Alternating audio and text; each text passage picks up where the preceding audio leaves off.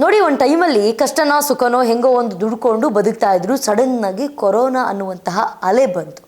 ಆ ಟೈಮ್ನಲ್ಲಿ ಅಷ್ಟಿಷ್ಟಲ್ಲ ಪಟ್ಟಂತಹ ಪಾಡು. ಎಲ್ಲರೂ ನೋಡಿರ್ತೀರ, ಬೆಂಗಳೂರಿಂದ ಎಷ್ಟು ಜನ ಅವರವ್ರ ಊರಿಗೆ ವಲಸೆ ಹೋಗ್ತಾರೆ. ಆ ಒಂದು ವೈರಸ್ನಿಂದ ಎಷ್ಟು ಜನರ ಜೀವ ಹಾಳಾಯಿತು, ಎಷ್ಟು ಜನರ ಜೀವವನ್ನು ಕಳ್ಕೊಂಡ್ರು. ನಾವೆಲ್ಲರೂ ಕೂಡ ಅದನ್ನು ನೋಡಿದ್ದೀವಿ. ಈಗ ಹೊಸದಾಗೊಂದು ಮತ್ತೊಂದು ವೈರಸ್ ಕಾಣಿಸ್ಕೊಂಡಿದೆ. ಅದರ ಹೆಸರು ಎಬೋಲಾ ಅಂತ ಹೇಳ್ಬಿಟ್ಟು. ಆಗ ಕೊರೋನಾ ಭೀತಿ, ಈಗ ಎಬೋಲಾ ಅನ್ನೋದ್ರ ಭೀತಿ. ಸೊ DRC ಉಗಾಂಡ, ದಕ್ಷಿಣ ಸುಡಾನ್ಗೆ ಅನಗತ್ಯ ಪ್ರಯಾಣ ಬೇಡ. ಒಂದಷ್ಟು ಜನ ಟ್ರಾವೆಲ್ ಮಾಡಬೇಕು, ಸುಡಾನ್ಗೆ ಹೋಗಬೇಕು, ದಕ್ಷಿಣ ಸುಡಾನ್ಗೆ ಹೋಗಬೇಕು, ಉಗಾಂಡಕ್ಕೆ ಹೋಗಬೇಕು ಅಂತ ಒಂದಷ್ಟು ಜನ ಟ್ರಿಪ್ ಪ್ಲ್ಯಾನ್ ಮಾಡ್ತಿರ್ತೀರ. ದಯವಿಟ್ಟು ಅಲ್ಲಿಗೆ ಹೋಗೋದನ್ನು ಸ್ಟಾಪ್ ಮಾಡಿ. ಭಾರತೀಯರಿಗೆ ಕೇಂದ್ರ ಸರ್ಕಾರ ಎಚ್ಚರಿಕೆಯನ್ನು ನೀಡಿದೆ. ದಯವಿಟ್ಟು ನೀವು ಇಲ್ಲಿಗೆಲ್ಲರೂ ಹೋಗಬೇಕು ಅಂತ ಅಂದ್ಕೊಂಡಿದೆ, ದಯವಿಟ್ಟು ಇದನ್ನು ಇಲ್ಲಿಗೆ ಸ್ಟಾಪ್ ಮಾಡಿ. ಎಲ್ಲೂ ಕೂಡ ಪ್ರವಾಸವನ್ನು ಬಳಸಬೇಡಿ. ಈಗ ಎಬೋಲಾ ಭೀತಿ ಶುರುವಾಗಿದೆ, ಈ ಒಂದು ಕಾಯಿಲೆ ಶುರುವಾಗಿದೆ, ಈ ಒಂದು ವೈರಸ್ ಶುರುವಾಗಿದೆ ಅಂತ ಹೇಳಿ ಒಂದಷ್ಟು ಎಚ್ಚರಿಕೆಯನ್ನು ಕೊಟ್ಟಿದ್ದಾರೆ. ಈ ವಿಶ್ವ ಆರೋಗ್ಯ ಸಂಸ್ಥೆ ಅಂದರೆ WHO ಏನಿದೆ, ಒಂದಷ್ಟು ದೇಶಗಳಲ್ಲಿ ಎಬೋಲಾ ಪರಿಸ್ಥಿತಿಯನ್ನು ಜಾಗತಿಕವಾಗಿ ಸಾರ್ವಜನಿಕ ಆರೋಗ್ಯ ತುರ್ತು ಸ್ಥಿತಿ ಅಂತ ಹೇಳ್ಬಿಟ್ಟು ಘೋಷಣೆಯನ್ನು ಆಲ್ರೆಡಿ ಮಾಡಿದೆ. ಭಾರತ ಸರ್ಕಾರ ಈ ಮುನ್ನೆಚ್ಚರಿಕೆ ಕ್ರಮವನ್ನು ಕೈಗೊಂಡಿದೆ. ಈ ಒಂದಷ್ಟು ದೇಶಗಳಿಗೆ ಯಾವುದೇ ಕಾರಣಕ್ಕೂ ಭಾರತೀಯರು ಭೇಟಿಯನ್ನು ಕೊಡಬಾರ್ದು, ಹೋಗಬಾರ್ದು ಅಂತ ಆಲ್ರೆಡಿ ಎಚ್ಚರಿಕೆಯನ್ನು ಕೊಟ್ಟಿದೆ. ಈ ಆಫ್ರಿಕಾದ ಪ್ರಮುಖ ದೇಶಗಳಲ್ಲಿ ಈ ಮಾರಕ ಎಬೋಲಾ ವೈರಸ್ ತೀವ್ರವಾಗಿ ಹರಡುತ್ತಿರುವ ಹಿನ್ನೆಲೆಯಲ್ಲಿ ಈ ಕೇಂದ್ರ ಆರೋಗ್ಯ ಸಚಿವಾಲಯ ಏನಿದೆ, ಭಾರತೀಯ ನಾಗರಿಕರಿಗೆ ಕಟ್ಟುನಿಟ್ಟಿನ ಪ್ರಯಾಣ ಮಾರ್ಗಸೂಚಿಯನ್ನು ಹೊರಡಿಸಿದೆ. ಒಂದಷ್ಟು ರೂಲ್ಸ್ ಆ್ಯಂಡ್ ರೆಗ್ಯುಲೇಷನ್ಸ್ನ ತಂದಿದೆ. ಈ ಕೊರೋನಾ ಟೈಮಲ್ಲೂ ಅಷ್ಟೇ, ಆದಷ್ಟು ಕ್ವಾರಂಟೈನ್ ಆದವ್ರು ಮನೆಯೊಳಗಡೆ ಇರಿ, ಹೊರಗಡೆ ಹೋಗಬೇಡಿ, ಹೊರಗಡೆ ಬರಬೇಡಿ, ಸ್ಯಾನಿಟೈಸರ್ನ ಯೂಸ್ ಮಾಡಿ. ಬೆಳಗ್ಗೆ ಎಷ್ಟು ನೀಟಾಗಿ ಸ್ನಾನ ಮಾಡ್ತೀರೋ ನೈಟು ಕೂಡ ಅಷ್ಟೇ ನೀಟಾಗಿ ಸೋಪನ್ನು ಹಾಕಿ ಕ್ಲೀನಾಗಿ ಸ್ನಾನ ಮಾಡ್ಕೊಳ್ಳಿ.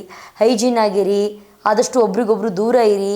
ಅಕ್ಷಿ ಬಂದರೆ ಅಥವಾ ಕೆಮ್ಮು ಬಂದರೆ ಆದಷ್ಟು ದೂರ ಇರಿ ಅಂತ ಎಷ್ಟು ಬಡ್ಕೊಂಡ್ರು ಅಷ್ಟೇ. ಒಬ್ಬರಿಂದ ಒಬ್ರಿಗೆ ಎಷ್ಟು ಸಾವಿರ ಲಕ್ಷ ಜನಕ್ಕೆ ಕೊರೋನಾ ಬಂತು. ಅದರಲ್ಲಿ ಬದುಕುಳಿದವ್ರು ಎಷ್ಟು ಜನ, ಅದರಲ್ಲಿ ಸತ್ತವ್ರು ಎಷ್ಟು ಜನ. ಪಾಪ ಕೊನೆ ಟೈಮ್ನಲ್ಲಿ ಹೆಣವನ್ನು ಹೂಳೋದಕ್ಕೂ ಸುಡೋದಕ್ಕೂ ಪಾಪ ಮನೆಯವರಿಗೆ ಅವಕಾಶನೇ ಸಿಗಲಿಲ್ಲ. ಎಷ್ಟೋ ಜನ ಆ್ಯಂಬುಲೆನ್ಸಲ್ಲಿ ಹೆಣವನ್ನು ಊತ ಮೇಲೆ ಅಥವಾ ಸುಟ್ಟ ಮೇಲೆ ಬಂದ್ಬಿಟ್ಟು ಕೇಳಿಕೊಂಡು ಎಲ್ಲಿ ನಮ್ಮ ಕಡೆಯವ್ರನ್ನ ಹೆಣವನ್ನು ಹೂಳಿದ್ದೀರಾ ಅಂತ ಕೇಳಿಕೊಂಡು ಅಲ್ಲಿ ಹಾಲು ತುಪ್ಪ ಬಿಟ್ಟೋಗಿದ್ದಾರೆ ಎಷ್ಟೋ ಜನ. ಈ ರೀತಿಯಾದಂಥದ್ದನ್ನು ನಾವು ನೋಡಿದ್ದೀವಿ. ಅದಕ್ಕೆ ಈ ಸತಿ ಏನು ಮಾಡಿದೆ, ದಯವಿಟ್ಟು ಎಬೋಲಾ ಅನ್ನುವಂಥ ವೈರಸ್ ಶುರುವಾಗಿದೆ. ಈ ದಕ್ಷಿಣ ಸುಡಾನ್ ಆಗಿರ್ಬೋದು ಅಥವಾ ಉಗಾಂಡಕ್ಕಾಗಿರ್ಬೋದು, ದಯವಿಟ್ಟು ಬರಬೇಡಿ, ಎಚ್ಚರಿಕೆಯಿಂದ ಇರಬೇಕು ಅಂತ ಹೇಳ್ಬಿಟ್ಟು ಆಲ್ರೆಡಿ ವಿಷಯವನ್ನು ಮುಟ್ಟಿಸಿದೆ.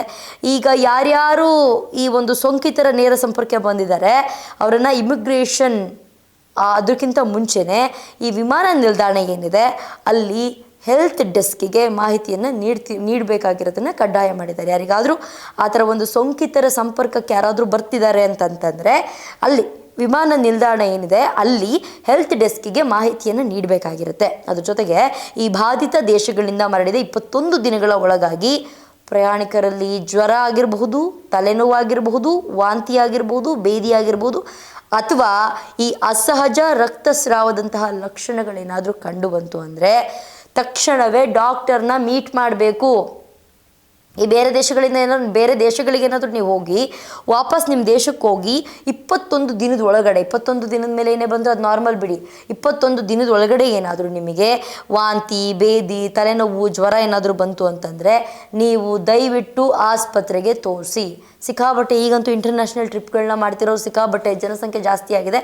ಸೊ ಇದನ್ನು ದಯವಿಟ್ಟು ಗಮನದಲ್ಲಿಟ್ಕೊಳ್ಳಿ. ಅದ್ರ ಜೊತೆಗೆ ದೇಶದ ಎಲ್ಲ ರಾಜ್ಯಗಳಿಗೂ ಕೂಡ ಕ್ವಾರಂಟೈನ್ ಮತ್ತು ಐಸೋಲೇಷನ್ ವಾರ್ಡ್ಗಳನ್ನು ಸಜ್ಜುಗೊಳಿಸೋದಕ್ಕೆ ಕೇಂದ್ರ ಸರ್ಕಾರ ಆಲ್ರೆಡಿ ಸೂಚನೆ ನೀಡಿದೆ. ಇದು ವೈರಸ್ ಬರುತ್ತಾ ಇನ್ನೂ ಗೊತ್ತಿಲ್ಲ, ಕನ್ಫರ್ಮ್ ಆಗಿಲ್ಲ. ಒಟ್ಟು ಮುನ್ನೆಚ್ಚರಿಕೆ ಕ್ರಮ ಕೊರೋನಾ ಟೈಮಲ್ಲಿ ನೋಡಿದ್ದೀರಲ್ಲ, ಎಲ್ಲರೂ ಕೂಡ ಅನುಭವಿಸಿದ್ದೀವಿ. ಸೊ ಈ ಟೈಮ್ ಆ ರೀತಿ ಆಗೋದು ಬೇಡ ಅಂತ ಹೇಳ್ಬಿಟ್ಟು ಕ್ವಾರಂಟೈನ್ಗಾಗಿರ್ಬೋದು ಅಥವಾ ಐಸೋಲೇಷನ್ಗಾಗಿರ್ಬೋದು ಆಲ್ರೆಡಿ ವಾರ್ಡ್ಗಳನ್ನು ಸಿದ್ಧತೆ ಮಾಡ್ಕೊಳ್ತಾ ಇದೆ. ಇದು ಕೇಂದ್ರ ಸರ್ಕಾರ ಸೂಚನೆ ಆಲ್ರೆಡಿ ನೀಡಿದೆ.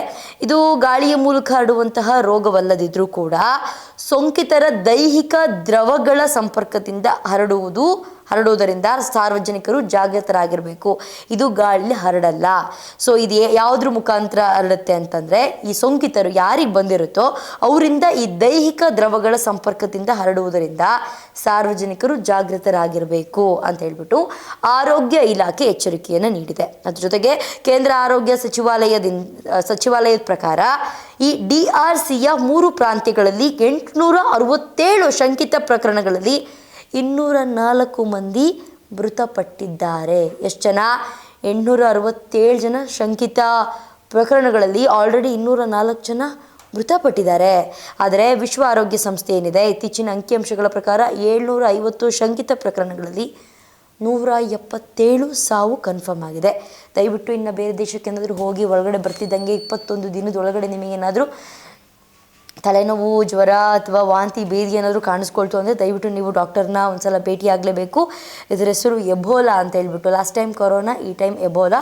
ಆದಷ್ಟು ಎಚ್ಚರಿಕೆಯಿಂದ ಇರಬೇಕು. ಈ ಬೇರೆ ದೇಶಗಳಿಗೆಲ್ಲ ಟ್ರಾವೆಲ್ ಮಾಡೋರು ಆದಷ್ಟು ಹುಷಾರಾಗಿರಬೇಕು ಅಂತ ಹೇಳ್ಬಿಟ್ಟು ಕೇಂದ್ರ ಸರ್ಕಾರ ಎಚ್ಚರಿಕೆಯನ್ನು ಕೊಟ್ಟಿದೆ. ದಯಮಾಡಿ ಎಲ್ಲರೂ ಎಚ್ಚರಿಕೆಯಿಂದ ಇರಿ. ಒಬ್ಬರನ್ನ ಕಳ್ಕೊಂಡ್ರೆ ನೋವು ಎಷ್ಟಾಗುತ್ತೆ ಅಂತ ಹೇಳ್ಬಿಟ್ಟು ಎಲ್ಲರಿಗೂ ಗೊತ್ತಿದೆ. ಕೊರೋನಾ ಟೈಮಲ್ಲಿ ಕಳ್ಕೊಂಡಿದ್ದಾರೆ, ಕೆಲಸ ಕಳ್ಕೊಂಡಿದ್ದಾರೆ, ಜೀವವನ್ನು ಕಳ್ಕೊಂಡಿದ್ದಾರೆ, ನೆಮ್ಮದಿಯನ್ನು ಕಳ್ಕೊಂಡಿದ್ದಾರೆ, ತುಂಬ ಜನ ಇಡೀ ಸರ್ವಸ್ವವನ್ನೇ ಕಳ್ಕೊಂಡಿದ್ದಾರೆ. ಸೊ ಆ ರೀತಿ ಆಗಬಾರ್ದು ಅಂತ ಹೇಳ್ಬಿಟ್ಟು ಈಗ ಅತಿಯಾದ ಮುನ್ನೆಚ್ಚರಿಕೆ ಕ್ರಮಗಳನ್ನ ತಗೊಂಡಿದ್ದಾರೆ. ಕಾದು ನೋಡ್ಬೇಕು ಇದು ಹಿಂಗೆ ಅಕಸ್ಮಾತ್ ಏನಾದ್ರು ಈ ದೇಶಕ್ಕೆ ಬರುತ್ತಾ ಅಥವಾ ಇಲ್ವಾ, ಕಾದು ನೋಡಬೇಕು ಅಂತ ಹೇಳ್ತಾ ಇದಾಗಿತ್ತು ಇವತ್ತಿನ ವಿಶೇಷ. ನೋಡ್ತಾ ಇರಿ ಸ್ಪೀಡ್ ನ್ಯೂಸ್ ಕನ್ನಡ. ಸುದ್ದಿ ನಿಮ್ಮದು, ವೇಗ ನಮ್ಮದು.